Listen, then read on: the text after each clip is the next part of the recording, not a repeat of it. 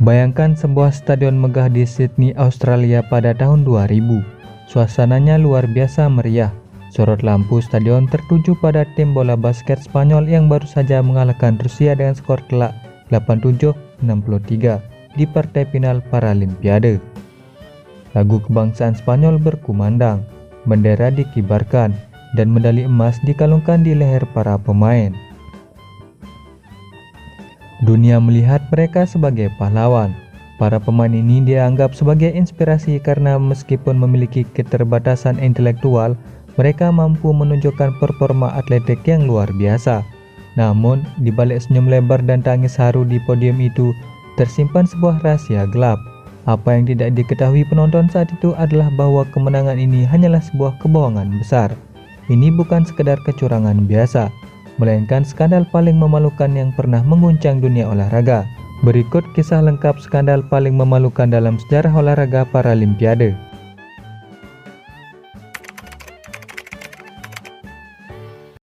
Semua ini bermula dari satu nama, Fernando Martínez Vicente. Dia adalah ketua Federasi Olahraga untuk Orang dengan Disabilitas Intelektual di Spanyol. Fernando sedang berada dalam tekanan besar. Di Spanyol, pendanaan pemerintah untuk olahraga sangat bergantung pada prestasi. Jika timnya tidak menang medali, maka uang tidak akan cair. Tapi Fernando punya niat yang lebih busuk. Selain ingin mengamankan dana federasi, ia juga menggelapkan uang sponsor ke kantong pribadinya melalui sebuah lembaga non-profit.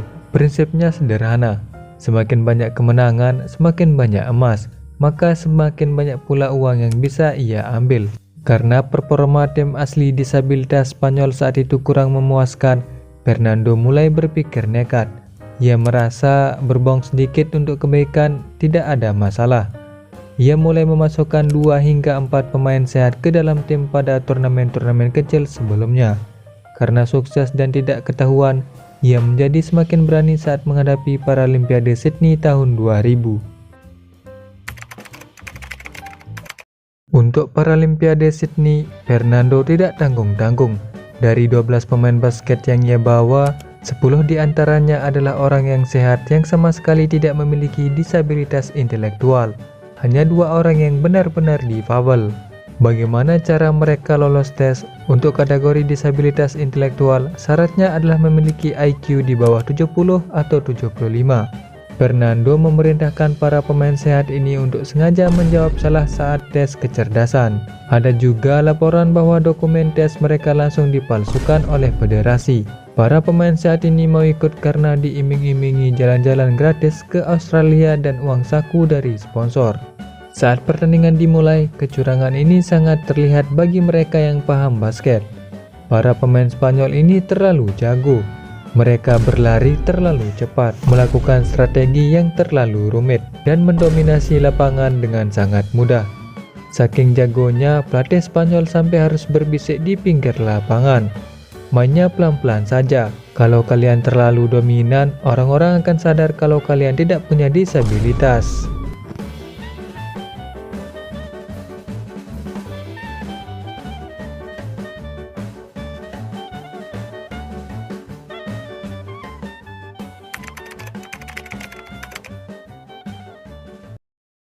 Ada kontras yang menyedihkan selama mereka di Australia. Saat malam hari, 10 pemain sehat ini pergi berpesta di klub malam terbaik di Sydney untuk merayakan kemenangan.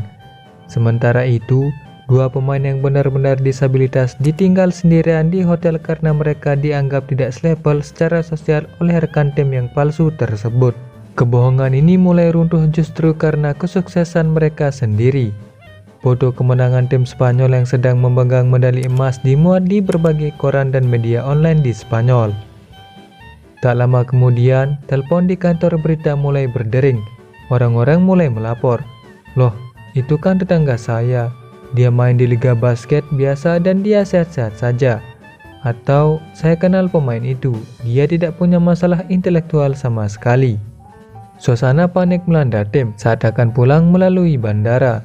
Para pemain diperintahkan memakai kacamata hitam dan menumbuhkan jenggot agar tidak dikenali oleh publik.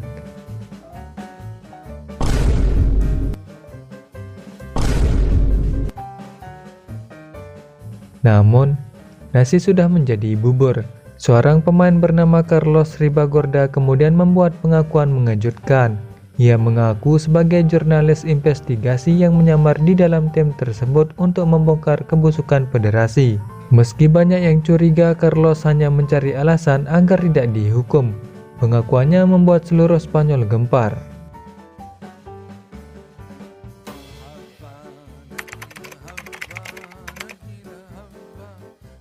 Setelah kebohongan ini meledak, proses hukum ternyata tidak berjalan secepat yang dibayangkan. Masyarakat Spanyol harus menunggu selama 13 tahun hingga kasus ini benar-benar mencapai titik akhir di pengadilan pada tahun 2013. Hasilnya pun memicu perdebatan besar karena dianggap terlalu ringan bagi sebagian orang. Orang yang merancang seluruh skenario busuk ini, Fernando Martínez Vicente, akhirnya dinyatakan bersalah atas tindak pidana penipuan. Namun, hukumannya mungkin tidak seberat apa yang dibayangkan banyak orang. Fernando Martínez Vicente dijatuhi hukuman denda sebesar 5.400 euro atau sekitar 90 juta rupiah. Selain itu, ia juga diwajibkan untuk mengembalikan uang sponsor sebesar 142.337 euro yang selama ini ia nikmati dari hasil kemenangan palsu tersebut. Bagi banyak pihak, denda ini terasa kecil dibandingkan dengan rusaknya citra olahraga dunia yang ia akibatkan. Bagaimana dengan nasib 10 pemain non-disabilitas? Inilah bagian yang paling mengejutkan sekaligus mengecewakan bagi banyak orang. Meskipun mereka sadar telah ikut serta dalam penipuan global, 10 pemain sehat tersebut tidak menerima hukuman pidana sama sekali. Pengadilan memutuskan untuk menggugurkan tuntutan terhadap para pemain ini.